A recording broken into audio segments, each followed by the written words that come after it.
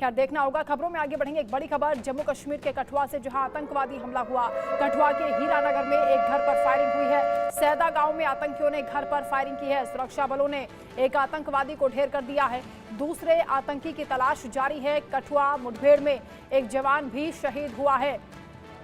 सुरक्षा बलों ने एक आतंकवादी को ढेर कर दिया है और यह भी जानकारी मिल रही है कि दूसरा आतंकवादी गांव में ही कहीं छुपा हुआ है। जम्मू कश्मीर में आतंकवादी हमले में एक जवान की भी शहादत हुई है। मंगलवार को रात करीब 8 बजे कठुआ जिले के हीरानगर स्थित सैदा सुखल गांव में यह आतंकवादी हमला हुआ।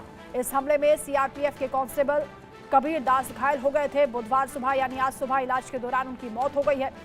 आतंकवादियों की फायरिंग में एक ग्रामीण भी घायल हुआ है, यह भी जानकारी मिल रही है। वहीं पुलिस ने हमला करने वाले 2 में से एक आतंकवादी को ढेर कर दिया है। दूसरा आतंकी गांव में ही कहीं छुपा हुआ है। उसने मौके पर पहुंचे डीआईजी और एसएसपी कठुआ की गाड़ी पर भी फायरिंग की है। दोनों बाल बचे हैं। आतंकी और पुलिस के बीच अभी भी फायरिंग चल रही है। के बाद जैसे ये नमूदार हुए इलाके में लोगों ने अपने, जैसे इन्होंने कोई एक घर में जाकर कुछ लोगों से पानी वगैरह मांगने की कोशिश की, तो जब लोग दहशत में आए तो उसके बाद जैसे सूचना मिली इसकी, तो यहाँ पर एसएचओ और एसडीपी की टीम मौके पर पहुंची और चूंकि उसमें एक आतंकवादी ने उन पर ग्रेनेड लॉन्च करने की कोशिश की और एक्सचेंज ऑफ फायर में वो टेररिस्ट मारा गया। तो ये टेररिस्ट मारा गया है और जो दूसरा आतंकवादी है वो इस इलाके में छिपे होने की उसकी खबर है और अभी सर्च ऑपरेशन जारी है। सर होस्टेज वाला भी कुछ खबर ऐसी अनकन्फर्म्ड रूमर्स इस इलाके में काफी चल रही है कि काफी लोग आहत हुए हैं। 3 उसमें जो सिविलियंस हैं उनकी मृत्यु भी हुई है और बहुत सारे लोग इंजर्ड हैं, लेकिन इसमें सिर्फ एक सिविलियन की इंजरी की हमें सूचना मिली है और उन सिविलियन को हमने सेफली इवैक्यूएट कर लिया है। इसके अलावा जो अनकन्फर्म्ड रूमर्स हैं इसकी रिगार्डिंग किसी की मृत्यु होने की, किसी के हॉस्टेज होने की अनकन्फर्म्ड रूमर्स हैं, तो लिहाजा मैं ये भी कहना चाहूंगा कि इन रूमर्स में ना जाए और हम इसका पहले कंफर्मेशन देंगे, उसके बाद ही हम कुछ छतरकला में एक्सचेंज ऑफ फायर हुआ है। वहाँ पर 4RR और जो हमारा पुलिस का ज्वाइंट नाका है उस पर फायर हुआ है और अभी एक्सचेंज ऑफ फायर चल रहा है। तो इस आतंकवादी हमले के बाद कठुआ में मेगा ऑपरेशन जारी है। इलाके में सुरक्षा बलों का सर्च ऑपरेशन लगातार चल रहा है। पूरे इलाके को सुरक्षा बलों ने घेर लिया है। कठुआ में आतंकवादियों ने 15 से 20 राउंड फायरिंग की है। 2 आतंकवादियों ने घर पर गोलियां बरसाई हैं। बड़ा ऑपरेशन इस वक्त कठुआ में चल रहा है। सुरक्षा बलों की पूरी टीम इलाके को घेरे हुए है। 15 से 20 राउंड फायरिंग आतंकवादियों की ओर से की गई है। 2 आतंकवादियों ने एक घर को निशाना बनाया, ताबड़तोड़ अंधाधुंध गोलियां चलाई हैं। फिलहाल एक आतंकवादी की तलाश की जा रही है जो छुप कर फायरिंग कर रहा है, गांव में ही छुपा हुआ है। एनकाउंटर मौके पर अभी भी जारी है, यानी मुठभेड़ चल रही है, ताबड़तोड़ फायरिंग की जा रही है। सुरक्षा बलों ने पूरे इलाके को इस वक्त घेर लिया है और सर्च ऑपरेशन चल रहा है। 2 आतंकवादी यहां पहुंचे थे जिन्होंने 15 से 20 राउंड फायरिंग की। एक आतंकवादी को सुरक्षा बलों ने ढेर कर दिया है। हालांकि एक ग्रामीण भी इस दौरान गोली से घायल हुआ है और एक जवान की शहादत भी हुई है। रिटायर्ड मेजर मोहम्मद अली शाह हमारे साथ जुड़ रहे हैं डिफेंस एक्सपर्ट के तौर पर। आपका स्वागत। विंग कमांडर प्रफुल्ल बख्शी जी भी हमारे साथ हैं, आपका भी स्वागत है। शुरुआत प्रफुल्ल बख्शी जी आप ही से, ये जो एक के बाद एक लगातार घटनाएं हो रही हैं और डायरेक्ट अटैक किया जा रहा है, अब आम नागरिकों को भी निशाना आतंकवादी बना रहे हैं, ये जो हमला हुआ दुखद है और बीते 3 दिन में 3 बड़े हमले, कैसे आप देख रहे हैं? Thank you very much. मेरी आवाज आ रही है? जी, मेरी आवाज आ रही है? जी सर बोलिए। सबसे बड़ी बात यह है कि ये आतंकवादी जो अपना काम कर रहे हैं ये पहले से करते आए थे और करते जा रहे हैं। इनकी काम करने में कोई कमी नहीं आई है, बल्कि उन्होंने बढ़ा दिया है, ये दिखाने के लिए कि चीज हमारे कंट्रोल में है, हम जब चाहें आप पे आतंक डाल सकते हैं। और ये आतंकवादी जब आता है बड़े आराम से, देखिए एक एनकाउंटर में छुपा हुआ है विलेज में, लोकल्स के हेल्प के बिना ये आतंकवादी नहीं आ सकता जी। जो स्लीपर सेल होता है उनका, जो कि एक मदद कर रहा, मैं ये नहीं कहता सारा गांव मदद कर रहा है, पर जो मदद करने वाला है वो भी छुपे हुए हैं, यही हिंदुस्तान में ही रह रहे हैं। वो उनको स्लीपर सेल कहते हैं। उनको अकोमोडेशन देना, एम्युनिशन देना, उनको एडमिनिस्ट्रेटिव सपोर्ट देना, वो सारा कर रहे हैं। और ये काम कर रहे हैं, पाकिस्तान कर रहा है, पीओके के एरिया से बड़े आराम से अंदर आते हैं और आतंकवाद करके चले जाते हैं। और इनको कोई रोकता नहीं है, इनको कोई रोक नहीं सकता। लोग ये कहते हैं कि टूरिस्ट तो आ रहे हैं, उनको तो कुछ नहीं हो रहा। जो वहां के लोग समझते हैं, जो इस आतंकवाद को सहारा दे रहे हैं कि टूरिस्ट उनको पैसा देते हैं, वो उनको नहीं टच कर रहे। वो टच कर रहे हैं ये यात्री वात्री जो आते हैं और आतंक फैलाने के कार्यक्रम में जो उनको मदद कर सकते हैं, उन्हीं के थ्रू ये आतंक कर रहे हैं, मार रहे हैं लोगों को, आर्म फोर्सेस पे अटैक कर रहे हैं, पैरामिलिट्री पे अटैक कर रहे हैं। ये दर्शाना चाहते हैं पाकिस्तान की आर्मी से सपोर्ट है, आईएसआई से सपोर्ट है, इनके लॉन्च पैड पीओके में बने हुए हैं कि हम अपना कार्यक्रम करते रहेंगे। बिल्कुल ठीक कहा आपने। स्लीपर सेल इसे खाद पानी दे रहे हैं, क्योंकि रायसी में भी जब ये हमला हुआ था तब भी कई संदिग्ध गतिविधियां देखी गई थी। मोहम्मद अली शाह, क्योंकि जैसा कि अभी बख्शी साहब ने कहा कि कुछ लोग ऐसे हैं जो इन्हें वहां पर पनाह दे रहे हैं या आतंकवादियों को मदद कर रहे हैं, ऐसे लोगों पर कार्रवाई होनी चाहिए। हालांकि 20 लोग हिरासत में लिए गए हैं, उनसे पूछताछ भी होगी, पूरा मामला खुलेगा।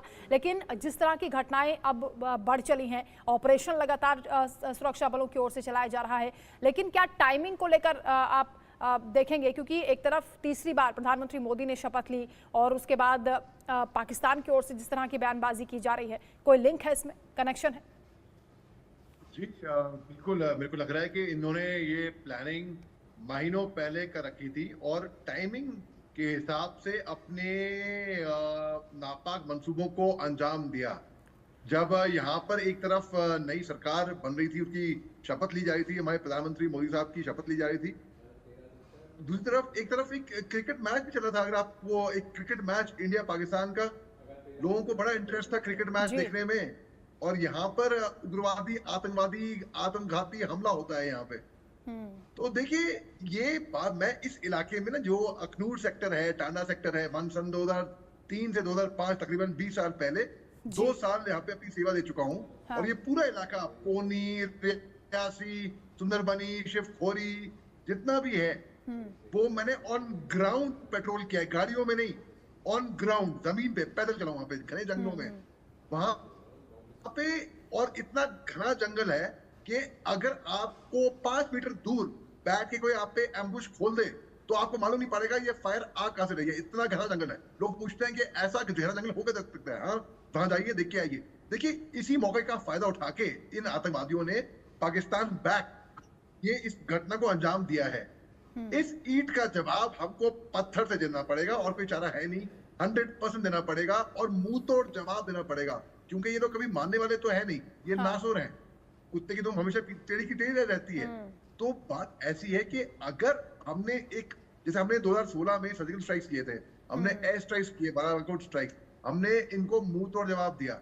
ईरान ने इनके घर में घुस के इनको मारा है। तो फिर बात ऐसी है कि अगर इसका एक जवाबी कार्रवाई तुरंत ऑन टाइमिंग के हिसाब से, क्योंकि इन्होंने टाइमिंग के हिसाब से कार्रवाई करी ना, हमको भी टाइमिंग के हिसाब से कार्रवाई करेंगे और जगह जब जैसे हम तय करेंगे कैसे करनी है, बिल्कुल जवाब दिया जाएगा। क्योंकि जिस तरह की घटनाएं सामने आ रही हैं, उसको लेकर भी लगातार अब सवाल उठ रहे हैं कि सुरक्षा बलों के इतना चौकन्ना होने के बाद अगर इस तरह की घटनाएं हो रही हैं तो जरूर लोकल लेवल पर इनकी मदद की जा रही है। लेकिन ग्राउंड पर क्या स्थिति है, क्यों ये घटनाएं हुई हैं, अजय जांडियाल जो कि मेरे सहयोगी हैं, उन्होंने खास रिपोर्ट तैयार की है, वो रिपोर्ट आपको दिखाते हैं। सांबा के हीरानगर सेक्टर में बीती रात शुरू हुई मुठभेड़ जो है वो अभी भी जारी है और जम्मू कश्मीर पुलिस जो है लगातार सीआरपीएफ और भारतीय सेना के साथ मोर्चा संभाले हुए है। आप देखेंगे ये पूरा का पूरा इलाका जो है इसे कॉर्डन ऑफ किया गया है और कोशिश ये कि जल्द से जल्द इन आतंकियों को जो है मार गिराया जा सके। बख्तरबंद गाड़ियों के भीतर जो है पूरे इलाके में जो है डिप्लॉयमेंट की गई है। दस एक पुल के पास जो है एक आतंकी जो बचा हुआ है वो छुपा हुआ है और वहीं से उसने कुछ समय पहले लगभग 3 बजे के करीब अचानक से फायरिंग शुरू कर दी और अचानक से फायरिंग जो की उसने सुरक्षा बलों को निशाना बनाने की प्रयास की। कॉर्डन तोड़कर वहां से भागने का प्रयास था, मगर सुरक्षा बलों ने लगातार मोर्चा संभाला। इस जो फायरिंग में अभी तक एक सुरक्षा बलों के जवान की जो है वो जख्मी होने की खबर है, जबकि एक आतंकी को जो है मार गिराया गया है। आपको बताऊं कि दरअसल ये जो इलाका है यहाँ पर बीती रात आतंकियों ने आकर सिविलियन जो लोग थे उन पर हमला किया और उसके बाद हमला करके वहाँ एक घर घर में जो है वो छुपे। सुरक्षा बलों ने भी मोर्चा संभाला और तुरंत जो एडिशनल ट्रूप्स थे वो यहाँ पे पहुंचे, जिसमें सेना, जम्मू कश्मीर पुलिस और सीआरपीएफ जो है वो लगातार मोर्चा संभाले हुए, और कोशिश ये की जा रही है कि जल्द से जल्द इन आतंकियों का सफाया हो सके। ये पिछले अगर आप देखें तो 48 घंटे में तीसरी जो है आतंकी वारदात है, जिसमें सबसे पहले रियासी में एक आतंकी हमला हुआ जिसमें एक बस को निशाना बनाया गया, जिसमें 9 यात्रियों की मौत हुई। दूसरा हमला जो है हीरानगर के इसी इलाके में हुआ, जब एक सिविलियन को निशाना बनाया गया। एक सिविलियन जो है इसमें जख्मी हुआ है, जबकि एक आतंकी मारा जा चुका है। और तीसरा हमला जो है वो डोडा के छतरगला में हुआ, जहां पर 2 सुरक्षा बलों के जवान जख्मी हुए, और वहां पे भी मुठभेड़ अभी जारी है। कोशिश ये कि जल्द से जल्द आतंकियों के जो मंसूबे हैं जम्मू कश्मीर में शांति को भंग करने के, उसे नाकाम किया जा सके। मंडी डिगरा के साथ अजय जंडियाल, इंडिया न्यूज, जम्मू। एक और बड़ी खबर, कश्मीर में तीसरा आतंकवादी हमला हुआ। जम्मू कश्मीर के डोडा में भी एनकाउंटर हुआ है। आतंकवादियों ने सुरक्षा बलों पर फायरिंग की थी। डोडा में आतंकियों ने पुलिस चौकी पर गोलीबारी की। फायरिंग के बाद से ही एनकाउंटर लगातार मौके पर चल रहा है। आतंक पर प्रचंड प्रहार, सेना की तैयारी पूरी है। आतंकवादियों ने सुरक्षा बलों पर फायरिंग की थी। तीसरा हमला जम्मू कश्मीर के डोडा जिले में, जहां आतंकवादी हमले को लेकर ये बड़ी जानकारी मिल रही है। यहां आतंकवादियों ने एक चौकी पर गोलीबारी की, जिस पर पुलिस भी जवाबी फायरिंग कर रही है। पुलिस के वरिष्ठ अधिकारियों ने जानकारी दी है कि जिले के चतरगला इलाके में 4 राष्ट्रीय राइफल्स और पुलिस की एक संयुक्त चौकी पर यह हमला हुआ है, जहां सुरक्षाकर्मी भी जवाबी फायरिंग कर रहे हैं, और इसी के साथ मुठभेड़ भी शुरू हो गई है। Additional director general of police Anand Jain ने बताया कि जिले के चतरगला इलाके में 4 राष्ट्रीय राइफल्स और पुलिस की संयुक्त चौकी पर आतंकवादियों ने हमला किया। उसका जवाब सुरक्षाकर्मियों ने दिया है। लगातार जवाबी कार्रवाई की जा रही है। मुठभेड़ भी शुरू हो गई है। प्रफुल्ल बख्शी जी, पाकिस्तान का दोहरा चरित्र यहां पर दिखाई देता है, क्योंकि एक तरफ पाकिस्तान के प्रधानमंत्री जब प्रधानमंत्री नरेंद्र मोदी को बधाई देते हैं, संदेश भिजवाते हैं कि नई सरकार के गठन पर उनको बधाई, लेकिन साथ ही ये भी कहते हैं कि बातचीत का रास्ता खुला होना चाहिए। और इधर पाकिस्तान की ओर से जो ये आतंकवादी संगठन पोषित किए जाते हैं, वो लगातार एक के बाद एक घटनाओं को अंजाम देने की फिराक में। इससे पहले यह भी बताया गया था कि कई ऐसे संगठन हैं जो पहले से मुस्तैद हो गए हैं, पहले से उन्होंने लॉन्च पैड एक्टिव कर दिए हैं। पाकिस्तान के इस दोहरे चरित्र पर क्या कहेंगे, क्योंकि बार बार पाकिस्तान एक्सपोज होता है इस तरह की घटनाओं से, घाटी में शांति उसको रास नहीं आ रही है। वंदना जी, आप ठीक कह रही हैं, पर सबसे बड़ी बात यह है कि पाकिस्तान के अंदर जो है दो स्कूल्स ऑफ थॉट चल रहे हैं, वो कन्फ्लिक्टिंग स्कूल्स ऑफ थॉट्स है। आर्मी, आईएसआई, मुल्ला एलिमेंट और फॉरेन जो इस्लाम को सपोर्ट करके फंड दे रहे हैं, वो चाहते हैं कि ये कश्मीर का मुद्दा अलाइव रहे और आतंकवाद चलता रहे। आतंकवाद पाकिस्तान इनका हिंदुस्तान पे नहीं कर रहा, ये एक इस्लामिक मूवमेंट है और ये इसको वर्ल्ड सपोर्ट मिल रहा है और आर्मी इसका फायदा उठा रही है। पाकिस्तान की जो गवर्नमेंट, सिविलियन, नॉर्मल यूथ ये नहीं चाहते ये हो। वो जो हमारे आपके जैसे जो सिविलियन हैं, वो जो बैठे हैं, वो नहीं चाहते, पर वो चाहते कि फैलसूफी हो, तिजारत हो, उनका उसमें फायदा है। आर्मी का इसमें फायदा है, क्योंकि अगर कश्मीर का मुद्दा अलाइव रहा, फंडिंग आती रहेगी उनको इस्लाम से, उनको पूरा का पूरा फंड मिलेगा और वो पाकिस्तान की हुकूमत पे बैठे रहेंगे। 85% of Pakistan economy is controlled, जो उनके एसोसिएशन होते हैं, आर्मी और एयरफोर्स के एसोसिएशन और नेवी के एसोसिएशन, वो कंट्रोल कर रहे हैं। वो उनका कंट्रोल तभी रहेगा जब ये सारा मामला चलता रहेगा।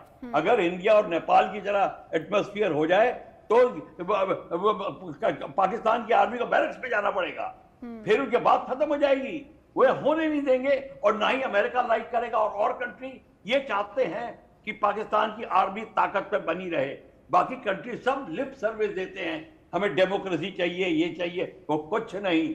सबसे ज्यादा सपोर्ट इनको ऐसी कंट्री से मिलता है, उनके आर्मामेंट बिकते हैं और उनका पूरा का पूरा अपहीवल होता है, इंस्टेबिलिटी इस एरिया में आती है, उनको आने का मौका मिलता है। अमेरिका को, चाइना को कंट्रोल करने का मौका मिल जाएगा जब वो अंदर घुसेगा। ये सारा का सारा गेम ऐसा है, हमको ये समझना पड़ेगा कि ये क्यों इसलिए होता है, और ये होता है इस्लाम वर्सेस नॉन इस्लाम का मामला है। ये वर्ल्ड मूवमेंट है, ये इंडिया पाकिस्तान की मूवमेंट नहीं है, ये लोकल बनाई हुई मूवमेंट है। तो ये बड़ी जबरदस्त बड़ी मूवमेंट है। पर दूसरी बात बताऊंगा कि ये जो स्लीपर सेल्स हैं और पाक JNK पुलिस है, JNK पुलिस को भी खबर होती है। आप ये मत सोचिए कि JNK पुलिस को खबर नहीं होती। उनको खबर होती है, जो खबर लेने वाले होते हैं उनको होती है। वो दूसरी बात है, अगर वो मुंह बंद रखते हैं और चुप रहते हैं वो दूसरी बात है। ये हो नहीं सकता किसी जगह पर कि ऐसा जो हो, लोग छुपे हो, स्लीपर सेल हो और पुलिस को ना पता हो। यानी इस पर भी गौर करने की जरूरत है। जो जांच एजेंसियां लगातार काम कर रही हैं उन्हें और सख्ती बरतनी होगी। मोहम्मद अली शाह, लेकिन पाकिस्तान की जो स्थिति है, मुंह में राम बगल में छुरी वाला जो उसका रवैया है, जैसे मकड़ी होती है ना जाले पर उल्टी लटकी होती है, अपने जाले में फंसा हुआ पाकिस्तान दिखाई देता है। POK को लेकर जिस तरह की खबरें आ रही हैं, POK में भारत में विलय करने की मांग हो रही है, पाकिस्तान के खिलाफ जो गृह युद्ध छिड़ गया है, क्या इसकी वजह से भी बौखलाहट है? क्योंकि बॉर्डर के इस पार कश्मीर में शांति, उस पार हंगामा, ये रास नहीं आ रहा है पाकिस्तान को। जी, आपने बिल्कुल दुरुस्त बताया और आपने बिल्कुल बहुत ही अच्छी एनालॉजी दी। वो मकड़ी उल्टी लटकी मकड़ी का बिल्कुल दिख रही थी वो उल्टी मकड़ी। पाकिस्तान की यही हालत है।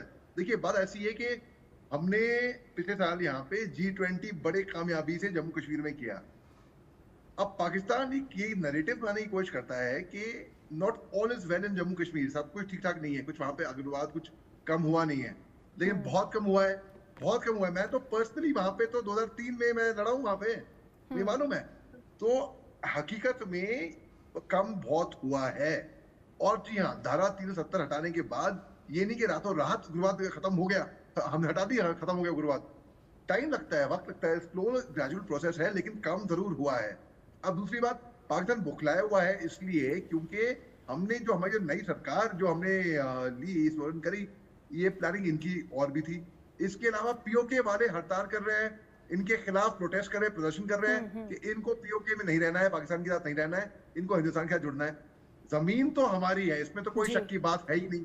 ना ही थी, ना ही, और वो जमीन थी, है और है, ना ही कोई शक की बात थी इसके बारे में। बल्कि 1947 में महाराजा हरि सिंह और जवाहरलाल नेहरू साहब का बीच में एक पैक्ट भी हुआ था, इंस्ट्रूमेंट ऑफ एक्सचेंज जब साइन हुआ था।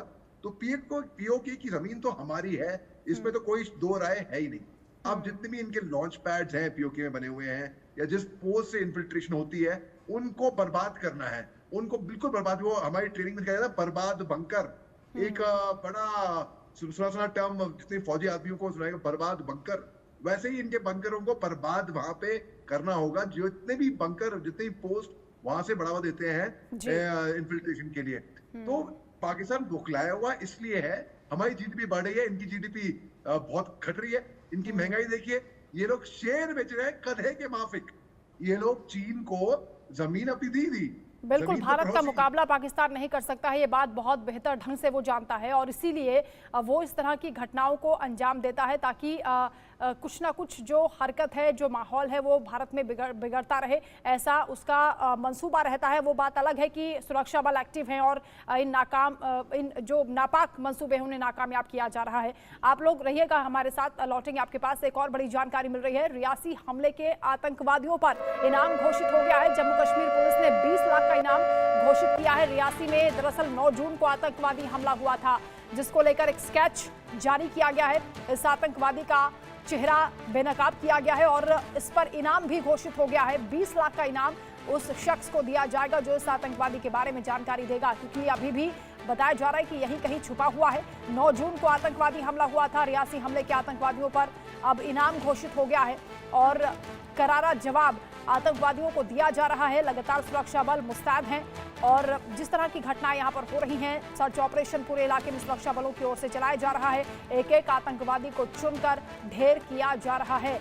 रियासी में जिस तरह की घटना हुई, श्रद्धालुओं पर हमला हुआ, उनकी बस पर अटैक किया गया, ताबड़तोड़ फायरिंग की गई और उसके बाद से ही सुरक्षा बलों ने मुस्तैदी दिखाई है और 20 लाख का इनाम भी रख दिया गया है।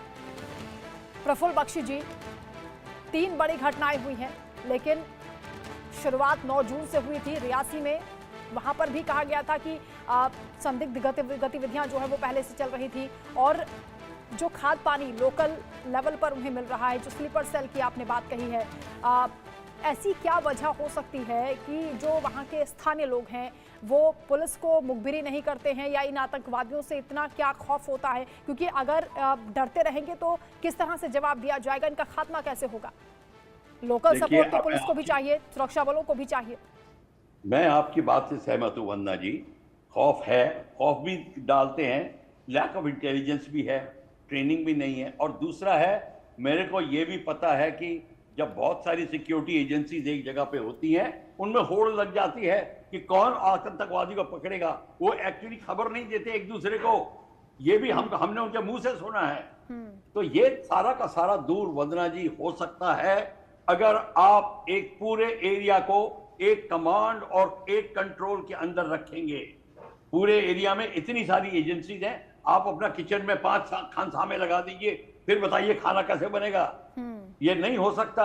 एक कमांडर होना चाहिए, वो कंट्रोल करेगा। पूरी इंटेलिजेंस एजेंसीज एक जगह अपना इंटेलिजेंस देंगी। कश्मीर एक बहुत ही सेंसिटिव एरिया है, उसको आर्टिकल 370 हटाना बहुत जरूरी था, वो हटा दिया क्योंकि आगे के लिए जगह रास्ता क्लियर हो जाए।